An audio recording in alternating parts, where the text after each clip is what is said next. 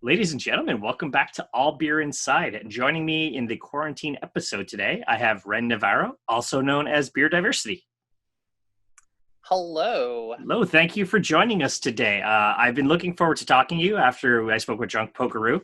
So I'm looking forward to today's conversation, and hopefully the viewers as well enjoy our talk. First off, what are you drinking? What are you enjoying tonight? So I've actually switched over to wine. I know, but Blasphemy.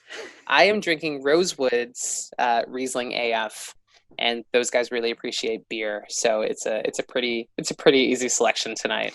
Awesome. I've got from Wellington Brewing. I'm never great with my camera here. The Earl Grey Wheat. It's very tasty so far. So, as I say in the show, let's do a toast. Toast.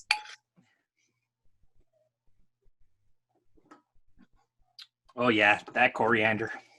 Nice. Mm-hmm. So, let my audience know who's new to you.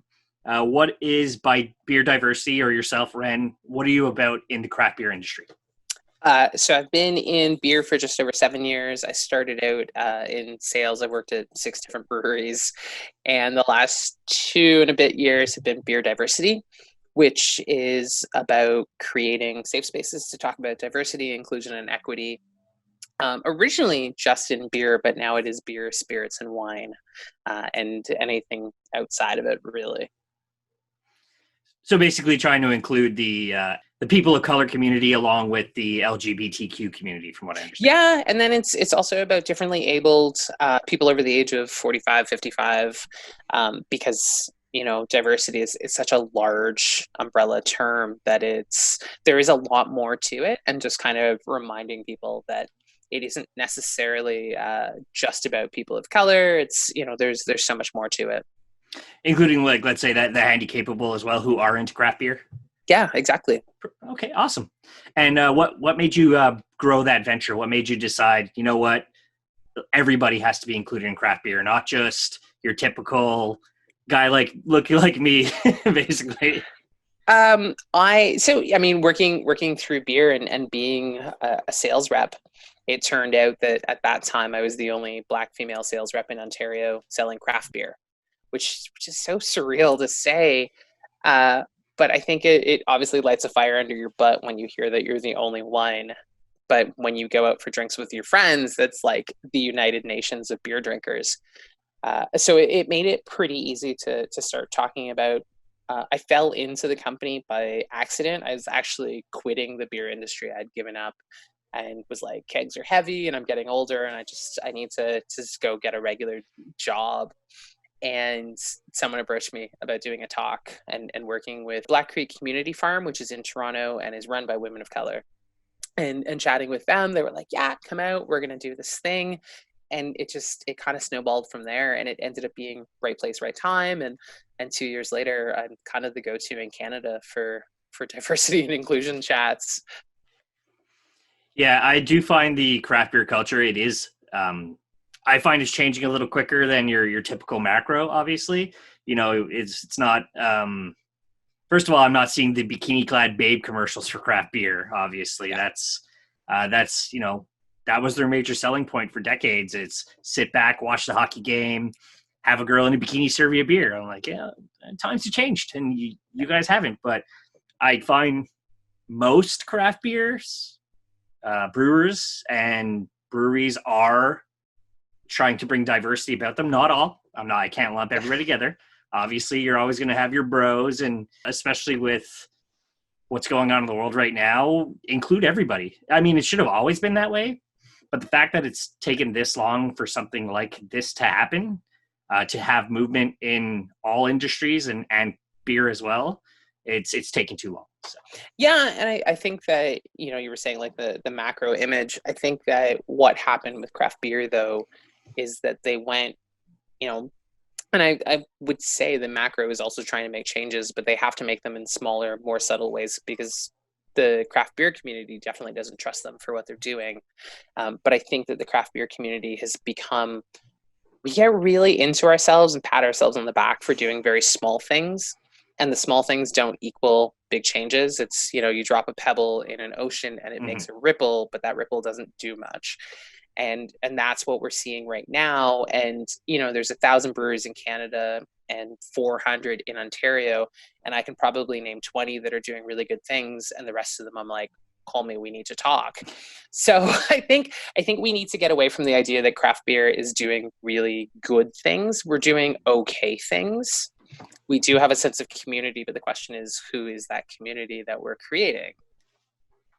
Okay, yeah, I never really thought about it that way because every time I go with the guys, and the guys are myself, my audio mix guy Phil, he's Asian, my two good friends Dennis and BB, black friends I've had since grade 3.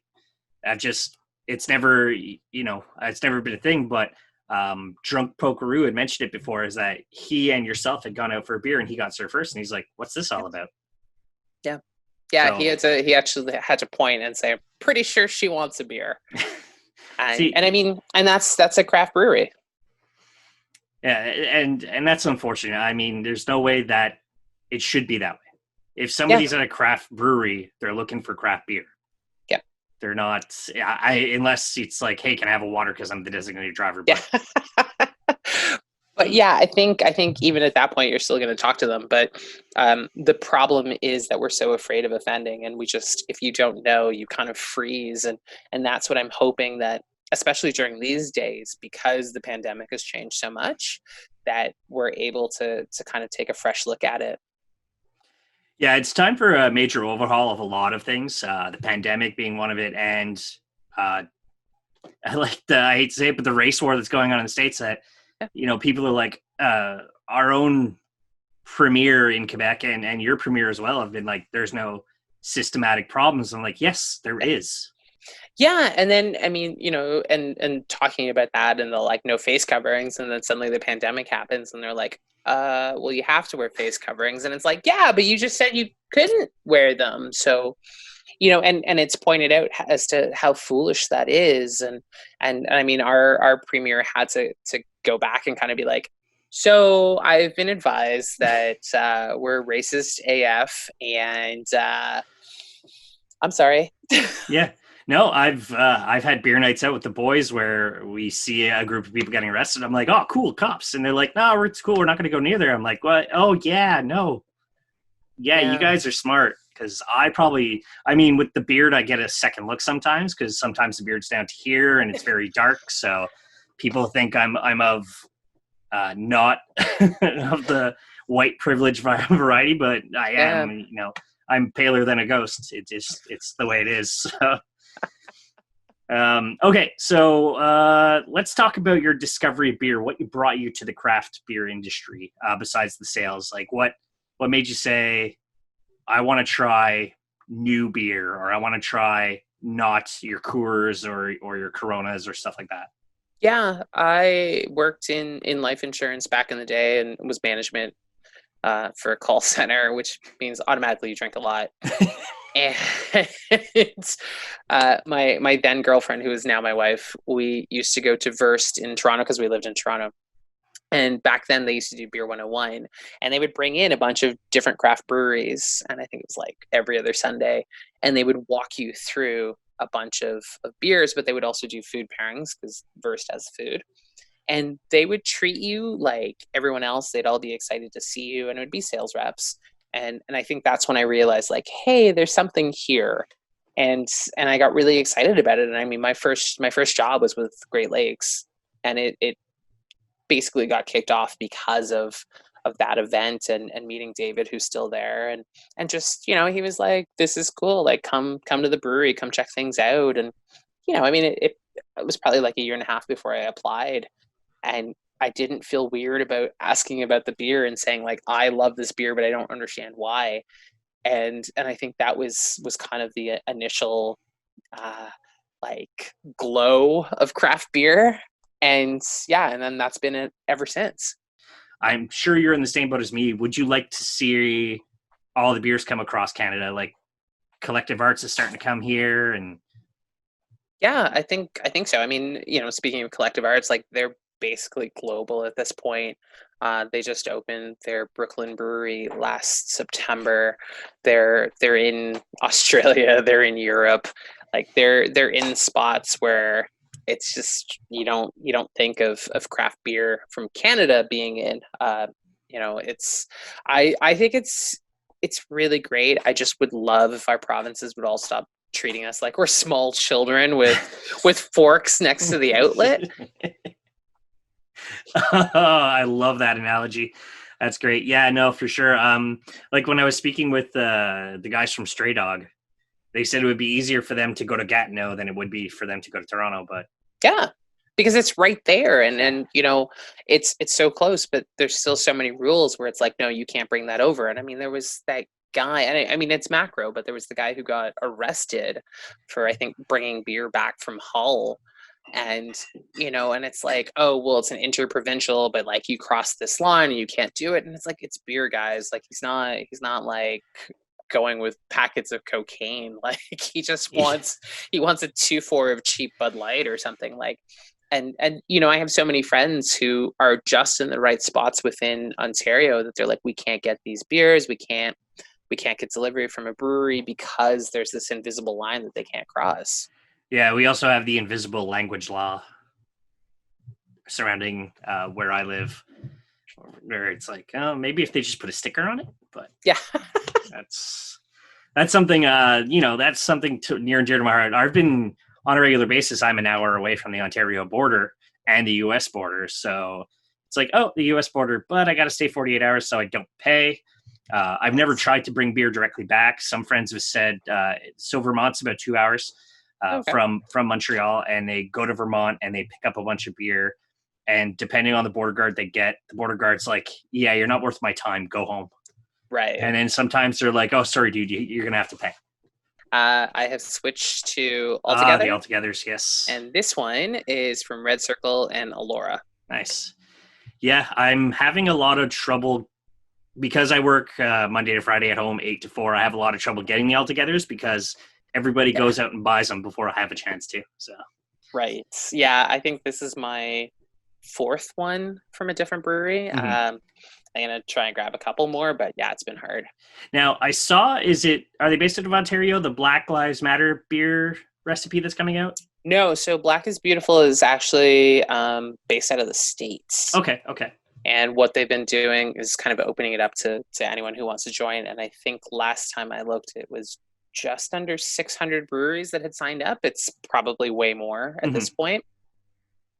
And those are just, I mean, they're starting to be brewed now, right? So we're talking a couple of weeks, maybe a month or so before. Yeah, a couple of brewers have already started 2 weeks ago. I know that for Ontario, if any of your viewers are in Hamilton, Merit Brewing has already done theirs. So Spinny was really excited about that. So he jumped on it pretty much like the day after it was announced. So there's a bunch rolling out. Yeah, no, I'm fully on board with let's take like in the States, the Confederate flag being removed from NASCAR. So amazing. The fact that NASCAR did something blows my mind. Yeah. Because that's the last sport I ever thought would happen. Yeah. And then even just alone with when it was the Maple Leafs in the playoffs versus the Raptors in the playoffs, you could see in that crowd outside the stadium the change of diversity from sport to sport. And yeah, it's a necessary change. The NHL realized they had a problem. They're finally starting to do something about it. Yeah. So it's like, oh, well, PK Subban's not part of the diversity crowd. And I'm like, that makes sense because they have everybody else that's required because PK's he's like a magnet for attention. Yeah. So as much as I loved when PK was here and he's a great player and he's a great representative for the Black community, it's almost like he shouldn't have been part of that diversity group because he's too much of a character for the NHL. But I think it's great that he's too much of a character because I think that, and why I've loved him. I mean, like I said, my family's from Montreal, so I'm a Canadiens fan, but paying attention, right? But paying attention to him, I think he made people really uncomfortable, which is what I loved because he wasn't a Black man playing hockey. He was just a man playing hockey. And he was very outspoken in ways of like, if you don't like it, you don't like it. That's cool, but I'm going to go do this. And he was also about supporting meaningful charities. He wasn't just like, hey guys, like let's do a thing for Black people. He was like, no, let's think about this and help those who really need it. I mean, he was huge for the sick kids The hospital, Montreal right? Children's, yeah. Yeah, and like $1 million is first year. I know that. yeah, So. and I mean those videos are fantastic, and there's no like awkward, hey, he's a Black dude, and like this is why we're doing it. It was just like he's a hockey player with money. Yeah, unfortunately, with the Canadians, with the majority of the Canadians fans, it's like, oh, he's too much personality for hockey. It's like, Yeah, but I mean, you can always think of a white hockey player who has a lot of personality, and everyone's like, yeah, but he's just that guy. there's zero. There's someone. I mean, give me some time, but like I'll figure someone out. But there's always someone, and you know, I mean, the fact that he had to fight against the stereotype that Black people don't play hockey, which is ludicrous.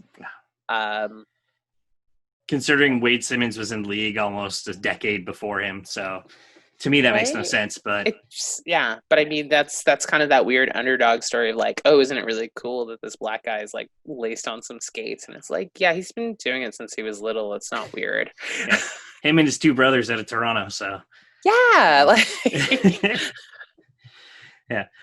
You know, I know there's some breweries that I know founders, like I had never known about the story of what happened until. So, you know, are there any breweries that are kind of opposite of that, where they encourage diversity in their workforce? I think that the problem is that a lot of breweries don't know how to encourage diversity in the workforce. So what happens is there's a lot of wheel spinning, but diversity in the tap room is a big thing. So I'm actually, and just kind of by accident, the glass I'm drinking out of is Montclair Brewery. Okay. It's Black owned. They're in the States. And when they went to open, so they're established in 2014. When they went to open, everything was fine. And then the city looked at their names and suddenly said, we need you to do XYZ. And they ended up having to do a GoFundMe to basically finish these bizarro requirements. And it was like some weird, like you have to have a window here. And it was like, why would you have a window there? And so, yeah, I mean, there is diversity within breweries. It's a lot easier to see in the States because there are Black owned breweries, but for the number of breweries out there, I think it ends up being like 2% of breweries are owned by people of color. Whereas here I can think of like 3 places. And, you know, earlier I said it was 1,000 breweries in Canada and 400 in Ontario. And I'm thinking of 3 or 4 people pretty much in Ontario. Yeah, I'm like thinking about it right now. I don't know any in Quebec, but I'm kind of limited to like Montreal and maybe an hour surrounding Montreal, so I can't really say anything. And the 2 breweries I know of in Plattsburgh, they're both white guys who own it, but well, it's Plattsburgh too. You know, it's right. I think I could count on a hand how many people of color I've ever seen in Plattsburgh who are not from Montreal. So right, but I think it's also about encouraging people into your tap room, because that will then change who your staff are, because a lot of people who end up working in beer are people like myself who I went to an event and, you know, I basically got sucked into it, and that's the place to kind of think about. I mean, my family, some of them are from Montreal. My grandmother grew up in Hochelaga, so it's, you know, I mean, back in the 30s and 40s, those photos are pretty diverse. So it's one of those things that we're able to do. It's just, how do we get back to it without making it seem really awkward? Yeah, the thing is, like when I go with my friends of color, I never really think about it because they've just always been part of my life. Yeah. And I never think like, yeah, maybe the guy behind the counter is not a great person. So yeah. I mean, the fact that Drunk Pokeroo has told you a story about me, it's like, you know, and I mean, I've worked in the industry and I still have a hard time getting served sometimes. So like, I appreciate people saying that Canada works really hard, but we don't work that hard. No, not at all. My second ever review was with True from Kanawaki Brewing, and like they had to create their own beer laws on native land because they were the first ever brewery on a native land in Canada. And when I asked him, I'm like, how? He's like, I don't know. We had wine, we had hard liquor, but we never had beer. Wow. And they had to create, I know most breweries kind of have like a gray area where they could play with. Yeah. Where on his native land, they had to create black and white rules. This, that, this. You're going to be inspected this many times more than a regular brewery would. Wow. This is going to happen more than this is going to. And the fact that you even have to throw that into the rules like tells you that there's a huge problem. And it's, you know, I mean, like, you know, you've seen some stuff I've done, but I go around when I do like North American travel kind of outside of the country, and I'm like, I'm here to tell you that Canadians aren't as great as you think we are. We're kind of gross, because our problem is the indigenous community, because we've treated a group of people who own the land, and they don't even believe in owning it. They were just part of the land. And we've shown up and just been like, we're going to destroy you and do these really horrible things. And we're going to stereotype you. And like, you know, the stereotype of Black people is that I'm incited to violence and I'm probably going to steal your stuff. But you think of the indigenous peoples, and we say that they're alcoholics and they can't be trusted. And it's like, we probably, you know, I mean, if someone showed up and stole your house and said, cool, this is mine now, and now you have to live in the backyard, you'd probably take it badly. So for yourself, when you're doing talks and stuff, where did that inspiration come from? My talks are based first and foremost on personal experience. Because I've been in the industry, it kind of gives me that like weird leg up on seeing behind the curtain. So kind of Wizard of Oz moments. But it's, you know, because again, we romanticize craft beer. Like we talk about craft versus macro, and it's like, it's actually not that different. And sometimes we're the weird drunk uncle who like screams out that weird slur and is like, science junk, I love you. And so my talks are really about highlighting and being like, don't pat yourself on the back because we're smaller than macro and because we're doing things that we think are good. Behind the scenes, we're still pretty terrible, and this is how we can work through it. And what I really push is just having safe spaces to have open dialogues, because it turns out a lot of people run into caves and have conversations amongst themselves, but they're not talking to the right people.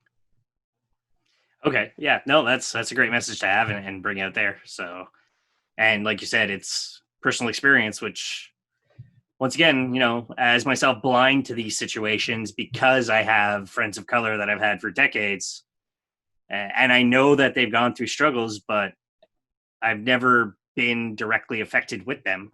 But now more so, I'm like, am I going to wake up and my friends is still going to be alive because a cop thought, oh no, he reached for a sandwich in his pocket or something. So yeah, and it's so funny. I mean, part of what I do with the company is also consulting for restaurants, and I've had sales reps ask me like point blank, do you actually drink beer? And it's like, you seen the size of me? Like, this is a body built by beer. Like, why are you even? And it still happens like years in, and people who know me are like, no, that can't happen. And it's like, it does, because they don't get to know me, and they don't see it. I think some of them just think like, oh, you had to be hired because this company is trying to be diverse in whatever way. And it's like, you don't hire someone for their looks if they can't give you like the actual work and the support that the company needs. I mean, I don't, call me old fashioned, but like, yeah, I'm hella cute and I like, check off a bunch of boxes. But at the end of the day, it's like, I'm the consultant for this restaurant because I know how to purchase for their clientele. So, would you ask a white bearded guy if he drank beer? Probably not. Yeah. Yeah, it'd almost be like an instinct. I mean, the company I currently work for, it's 88% female workforce. And I show up with, I always get my beard professionally done before a job interview. But, I show up with this beard, bald, white, and then my manager, who's also a tall, bald guy with a beard. And we're talking, and I knew him before I got employed there. And I'm like, he saw me drunk playing softball. There's no way this guy's going to hire me. And then he looked at my CV, he talked to me in person, and then a week later, he's like, here's the offer. Do you want it? I'm like, yes, this company sounds amazing. And just the entire time of, I'm never going to get this job. I'm going to be stuck in my other job. I'm going to be miserable. Yep. And it's like, oh, here's this with more money, more vacation, more of that. I'm like, huh? He's like, oh yeah, and you're going to work with a lot of women. I'm like, okay, doesn't bother me. Why would it bother me? He's like, oh, well, your beer attitude. I'm like, so there's probably a girl or two on the team who drinks beer. I don't know. Right. So. And I mean, like, looking at especially what craft beer has been doing, and I started off with a glass of wine, but I mean, my initial intro to things was wine. I've been drinking wine for a very long time, and then did macro, and then moved into craft. But I think a lot of craft beer is mimicking wine, right? Like, look at the barrel aged stuff, and look at like, what are you putting in there? Did you say rosé? So I think that it's definitely expanding into ways where back in the day it was, you got an IPA, you got a lager, and maybe you got a pilsner if you were lucky. And now you can get sours, and you can get this kind of sour, and you can get this and this barrel aged. And what's a fooder? What, you threw this in? What, you did this? Like, yeah, I mean, even like you're mentioning the wine now too. One of my favorite beers out of one of my favorite breweries here in Montreal, La Brosse, they made a Merlot Belgian. What? It's delicious. It's a triple Belgian with Merlot must. Yeah, it's beautiful. And it's a great name too. It's You Had Me at Merlot. So, so definitely, I mean, I'll try and grab some off Troy. Troy's a great guy. He was our first ever interview for our show.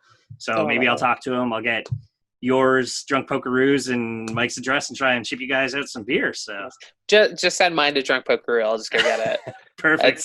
I think that's amazing. But I think that we need to stop saying that, like, it's beer and wine and spirits. Yeah. I think that the way that these all cross over and what's happening with each and how we're able to be influenced by each section of the industry is massive. And I mean, that's, you want to take a high level of diversity, and that's the diversity in the product and how it's produced and how it's presented.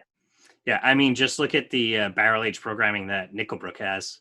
Exactly, and their whole funk lab. Like, I mean, God bless them. Like, I think that the way that they're playing around with things, and I did some stuff with Ben last year and got him to use sorrel, which is a West Indian flower, which it's basically hibiscus on steroids.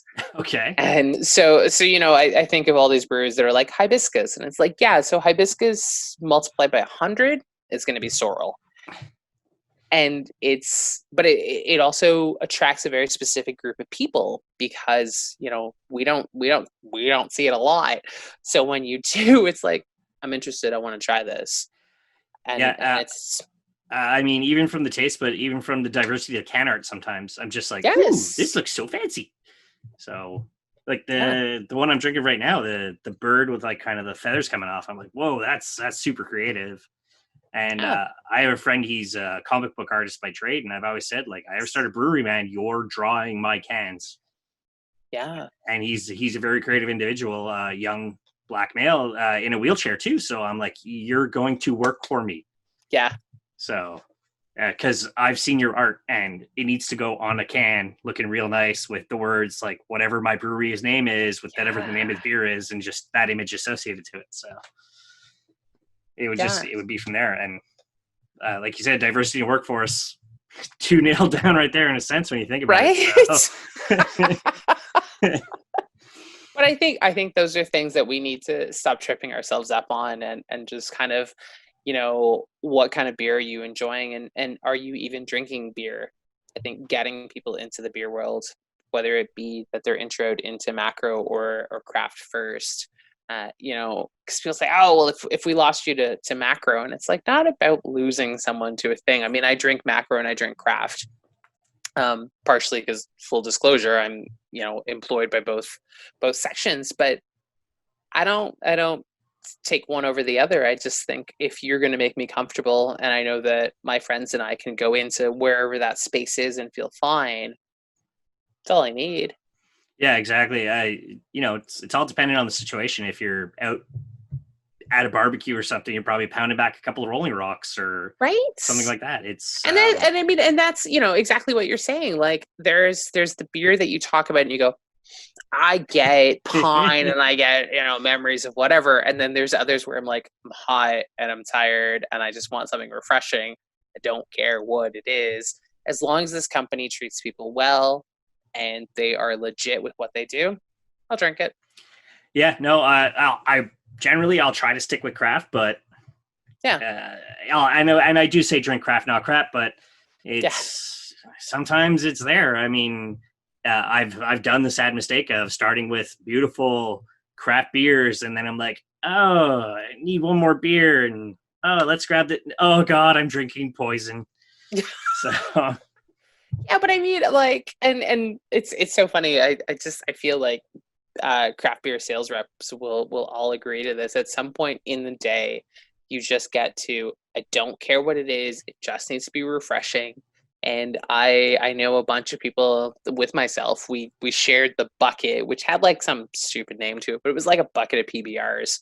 And I was like, yeah, that's cool. I gotta drive. It's a low percentage.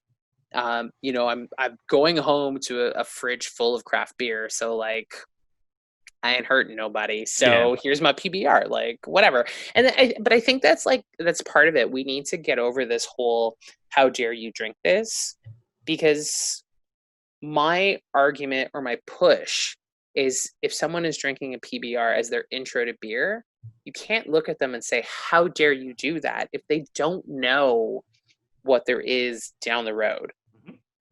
And we need to get over this weird, like, craft beer will save you. Because I mean, craft beer, again, has its own issues. Like, don't at me. I've been there, I've done it, I've worn the t-shirt. I swear to God, I've worn the t-shirt. But I think that if we can get someone in to even just drink that initially, and if they say, hey, this isn't so bad, then you can swoop in and say, here's a craft version of it, and I can name the four ingredients instead of 100 or whatever it is. But we need to stop making people feel awkward for just trying. yeah, no, and we'd been like I mentioned you pre-show. You know, I got my 76-year-old father into IPAs. Exactly. He was Labatt 50 till there was no end. Yeah. And my brother-in-law too. I visit them, and I'm like, "You have all these wonderful breweries. Let's go on a little brewery tour." And he's drinking them, and his exact words to me: "If I can't go back to Coors Light, I'm going to kick your ass." But that's the thing, right? I mean, if it takes some hand holding, that's what it is. I mean, like, I remember when I was younger, Stroh's, which is shorts backwards, you're welcome, was an easy drink, but it's just a light lager. Mm-hmm. And now I'm like, oh, okay, like I found these breweries that are craft that are doing it. But I mean, that was my intro. Yeah. And thankfully no one was like, ooh, why are you doing that? And I think that we need to stop that, like, immediately. If your dad can go from X number of years of his regular stuff to going to an IPA, like, that's a huge jump. Yeah. Yeah. And some IPAs he loves and some he doesn't. And he's like, I like this one more. I like this one more. And, you know, I live not far from they were number one new brewery in Canada for the year, Storm Bractorium. And they make New England IPAs, and they're really good at making those New England IPAs. Yep. And they know what they're doing. And there's a couple that he loved, and there's a couple he didn't, because a triple IPA, when you're used to just kind of like a 5% New England, is a big change. So yeah. Now, you mentioned your work at breweries before. Have you ever brewed with any of them? I have. So within the first 2 years, I just celebrated my 2-year anniversary of beer diversity in early May. I think at that point I hit 20 collaborations. Yeah. It's a lot of work. Yeah, it is a lot of work. It's a lot of standing around. Yeah. Yeah. Yeah, no, it's been great, and I mean, I am a bit of a beer nerd, so it was a lot of like, wait, can I do that? Can I touch this? Like, what are you doing? So yeah, so it was 20 collabs, and it was amazing. Anything on the shelves right now that the public in Ontario or could get to? Yeah. So Red Circle, which is in KW, so my local, they will be putting out Ren, a West Coast IPA. This is actually the third time it's coming out, and was actually put forward for the CBAs last year. Nice. Did not win, but definitely got some attention. So I'm an IPA nerd to the end.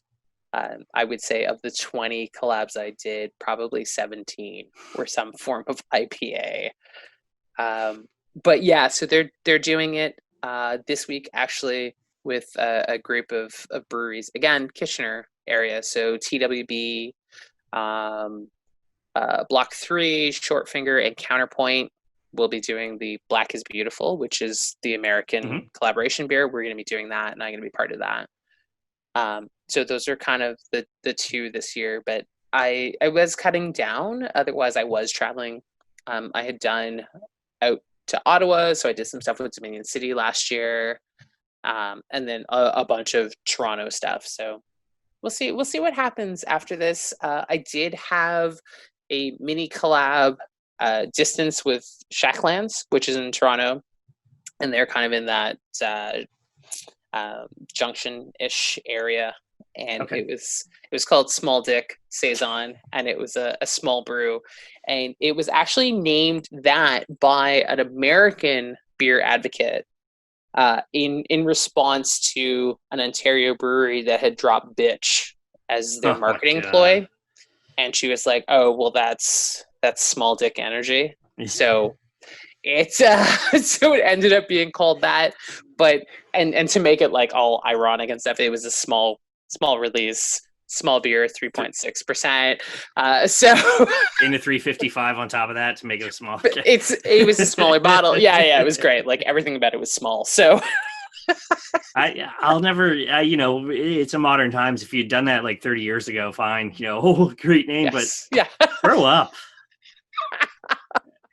That's everybody's like, oh, who's going to come out with the coronavirus beer? I'm like, don't. There's so many virus beers in the States. Yeah. So I mean, if you name something after the Black Plague of the Spanish flu, fine, that's 100 years ago, 400 years ago, but no, stop it. Although, can you do the Spanish flu? Because I had read about a guy a couple months ago who survived the Spanish flu and then just died from COVID like 2 months ago. Yeah. Is it too soon? Yeah, could be. Too soon.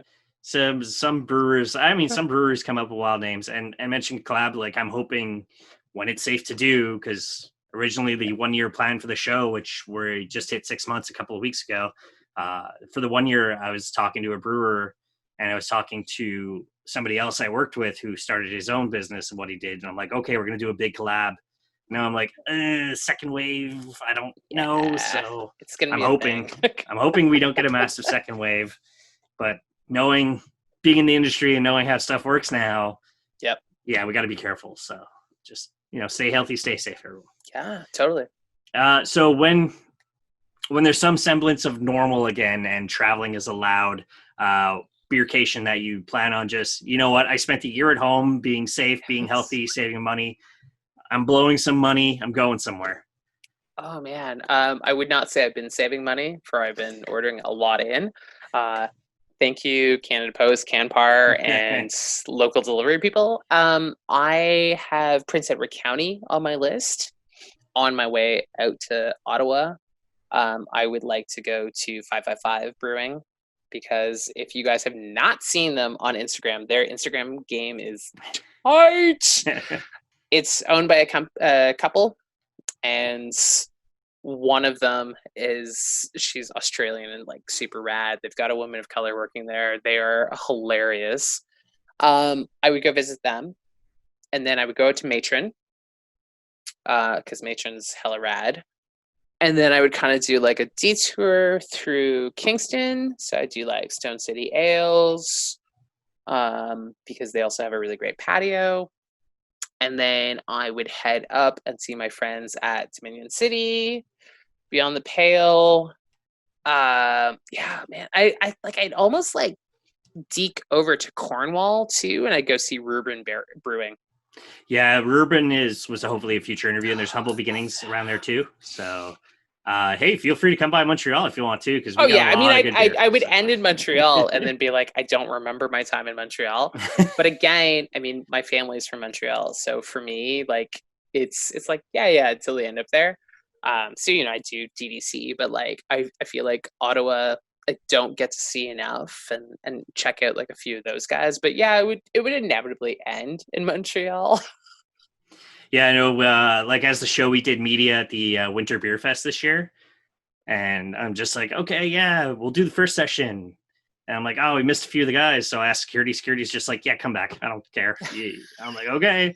So all the breweries that myself and my videographer Phil were supposed to hit, that didn't happen because we went back to the festival where we drank more as media, and surprisingly, doing media is pretty awesome, which I never expected. So Yeah, it's like, hey, beers. So it's fun for sure.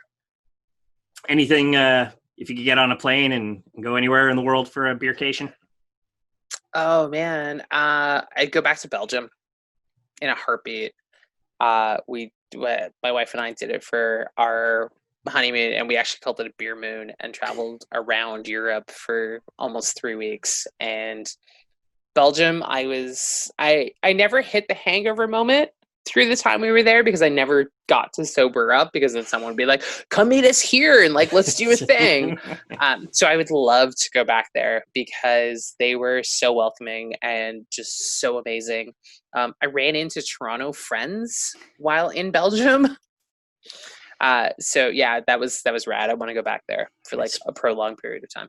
Yeah, small world for sure. I know, like I've run into I just did a beercation in Vermont last year, and I ran into people from all over the world who are into beer. I'm like, it's Vermont. You never expect something like that. Yeah.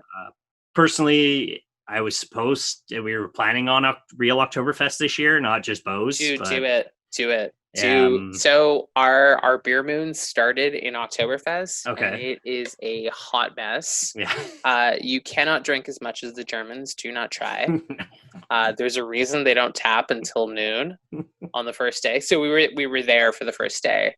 And once it's tapped, by 2:00, you are seeing basically drunk bodies everywhere. It's crazy. My takeaway memory is watching a guy literally poke his girlfriend with a stick to see if she was alive. And everyone is dressed in like traditional German garb. So he's in his lederhosen, she's in her dirndl, and he's poking her with a stick. It was awesome. Do it once. Yeah, no, 2020 was supposed to be the time, but even they know what's going on. So they're like, yeah, you know what? Not this year. They called it early. Yeah, they did. Yeah. But for safety and health, Bose had to cancel, Kitchener had to cancel, to my understanding. We were and Kitchener is the second largest outside of Germany. So yeah. Yeah, that's what I had heard too, after I was there the weekend before to visit family in Cambridge. And they're like, oh, you should stay for another week. I'm like, but I don't have any vacation left. They're like, oh, the Kitchener Oktoberfest is the second biggest one in the world. I'm like, how am I just hearing about this? Yeah, it's crazy. We party out here, man. Oh, next year, 2021. Yeah, totally. Yeah. So for beer diversity, what's next outside the talks? Are you going to grow the website, or you got anything else planned that you can mention? So website is literally being revamped by someone as we speak. So Lindsay, who is one of the co-owners of Grain and Grit Brewing in Hamilton, has sponsored me. And so that's their sponsorship, is to update my website, which thank you. Dominion City Brewing, which is in Ottawa, has stepped up and has sponsored me to work on an inclusion toolkit, which I'm hoping to have out realistically by the start of August.